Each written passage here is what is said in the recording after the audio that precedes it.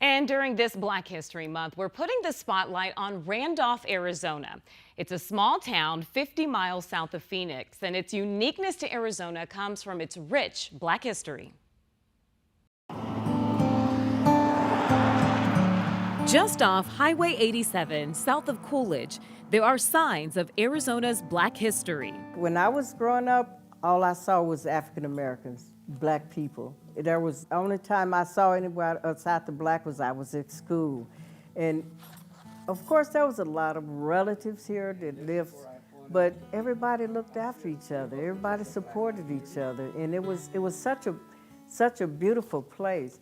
Gussie Taylor spent Sundays here. We attended church, St. Paul Church of God in Christ, Randolph, Arizona, and it was such a pleasant time growing up here. Back then, Randolph, Arizona was a place of opportunity for African Americans. Between the 1920s and 1960s, millions fleeing oppression in the South headed north and west. That included the family of Ron Jordan. It started when all the family left Arkansas and come to Arizona. They came here at that time because there was an advertisement posted out. They needed a lot of cotton pickers. When they got here, it was easy to find living quarters, basic cabins they lived in, because the farmers had built these places for the people to live. In the town of Randolph, the cotton was booming. Developers hoped it would become a major trade industry between Tucson and Phoenix. Randolph was supposed to be this huge community. They had projected it to be the size of Mesa or Phoenix due to the water from the San Carlos Lake, and the land was fertile. The water table was up. The railroad was coming through. As time went along, it didn't happen. At the time, most African Americans were not allowed to buy land. But in Randolph, that had to change.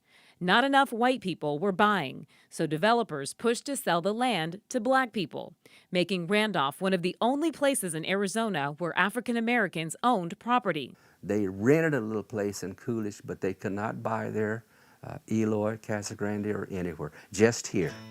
Ron's father, known as Preacher Jordan, paid $600 for 14 acres of land to start his own cotton contracting business. He would employ hundreds of Black workers passing through Arizona, including Ron and his 10 siblings. Well, yeah, they give you a small sack, and you go out there and you pick the cotton and put it in there, and then take it up to the trailer, and they'd weigh it, and you got 3 cents a pound, and that's what you did.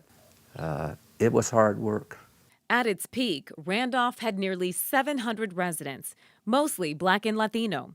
The area, still segregated. Whites lived west of Highway 87, Blacks to the east. Everybody helped each other. If you had a project at your home to do, everybody jumped in and helped. We had one set of tools for Randolph. Our shovels, post hole diggers, wheelbarrows, all the necessary tools. Everybody shared them, and they knew where those tools were. Eventually, the modernization of the cotton industry would replace workers in the field. It was hard. It was hard. So many of them moved out. Today, Randolph remains unincorporated. There are no traffic lights. All the gas stations and stores closed down. But Ron and Gussie try to preserve pieces of Randolph's Black history. The community of Randolph was home to many. Folks living there shared love aplenty. And in 2020, they had to fight for its future. SRP, Arizona's second largest utility company, pushed to expand a gas power plant into Randolph's backyard. The air quality here is the poorest of anywhere you can go. We're breathing air and particles right now that you don't know is going to affect you. Residents fought back, but in 2023, SRP would move forward with its expansion. And a promise, $23 million to revitalize the town of Randolph. For residents, it's a chance at restoring Randolph to the beautiful place they remember and the possibilities of much more. It's happening. The $12 million is working. We have fire hydrants now. They're doing the streets. Some of the kids, some have gone to college. So there's some good coming out of it. We got the sidewalks. Randolph never had sidewalks. What a accomplishment of progress so far for the community of Randolph, and it's gonna get better. It's gonna get better. And SRP has agreed to a total of $23 million in local investments. Of that, Randolph will get $4 million in scholarships for its residents, $2 million for a community center, and $1.5 million to rehabilitate 60 homes. Randolph is currently working to become a designated historical landmark.